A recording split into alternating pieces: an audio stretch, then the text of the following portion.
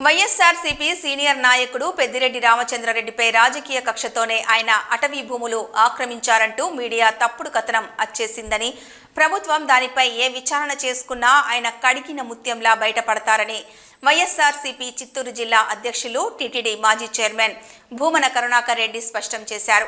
ఆ పత్రిక తప్పుడు కథనంపై ఆధారాలతో సహా పెద్దిరెడ్డి రామచంద్రారెడ్డి వివరణ ఇచ్చినా దానికి కేవలం సింగిల్ కాలం కేటాయించి పత్రికా విలువలను తుంగలో తొక్కిందని ఆక్షేపించారు. కూటమి ప్రభుత్వం ఎన్ని వేధింపులకు గురి చేసినా తమ పోరాటం నుంచి వెనక్కి తగ్గే ప్రసక్తే లేదని భూమన కరుణాకర్ రెడ్డి తేల్చి చెప్పారు. చాలా సుస్పష్టంగా ఎట్టి పరిస్థితుల్లోనూ నేను చేసినటువంటి సూపర్ 6 వాగ్దానాలను నెరవేర్చటానికి ఏమాత్రము కూడా అనువైనటువంటి రీతిలో పరిస్థితులు లేవు. కనుక వృద్ధి రేటును 15% పెంచిన తరువాత దానిని గురించి ఆలోచిస్తాను అని చెప్పటం ఎంత దుర్మార్గమైనటువంటి విషయం అంటే, ప్రపంచంలో ఎంతో మంది మోసగాళ్లను చూసి ఉంటాం, ఎంతో మంది వంచన చేసేటువంటి వాళ్లను చూసి ఉంటాం.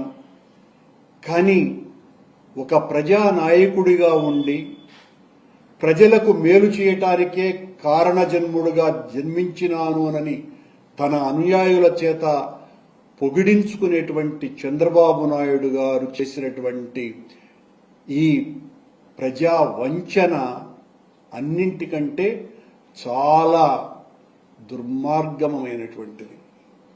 నేను అధికారంలోకి వస్తే తల్లికి వందనం పేరుతో ప్రతి ఒక్కరికి బిడ్డకు 15,000 రూపాయలు ఇస్తానని చెప్పినటువంటి వ్యక్తి, అన్నదాతలకు 20,000 రూపాయల సహాయం చేస్తానన్నటువంటి వ్యక్తి, ప్రతి సంవత్సరము నిరుద్యోగుడికి ప్రతి ఒక్కడికి కూడా 3,000 రూపాయల భృతి ఇస్తానని చెప్పినటువంటి వ్యక్తి, 50 ఏళ్లు నిండినటువంటి మహిళలకు అందరికీ కూడా ప్రతి సంవత్సరము 18,500 ఆర్థిక సహాయం చేస్తానని చెప్పినటువంటి వ్యక్తి ఈ రోజున రాష్ట్ర ఆర్థిక పరిస్థితి దుర్మార్గంగా ఉంది కాబట్టి నేను చేయలేను అని చెప్పటం.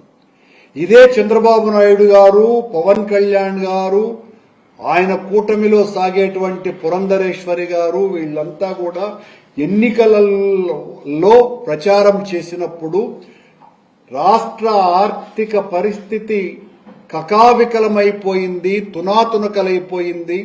జగన్మోహన్ రెడ్డి 14 లక్షల కోట్ల రూపాయల ఆర్థిక భారాన్ని మోపినాడు ఈ రాష్ట్రం మీద.